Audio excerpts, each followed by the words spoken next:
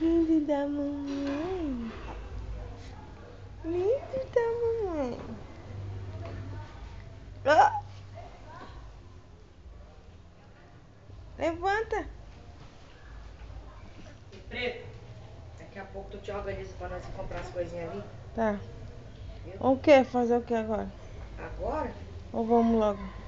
Não, porque esse homem aí, ó, não quer dormir. Não, ele acordou agora. Meio dia e pouco. Espera logo o Jânio chegar. É mesmo. Aí ele vai ficar aí dormindo mesmo lá. É. Se tivesse como deixar o neném, né? Uhum. Rapidinho. Só se tu botasse ele pra dormir. É. Aí bota Não, no- mas o Jani fica com ele, não. Não, faz assim. Dá o peito. Podia começar logo agora. Já dei. Aí bota pra Mais dormir. ainda. É, bota pra dormir no berço. Entendeu? Porque se ele acordar ele chorar, quando o Jânio estiver dormindo, não conseguir ver ele perigoso, cair, Uhum. ele acorda vendo ele no berço. É. Chora, mas tá bem. Aí nós vamos só no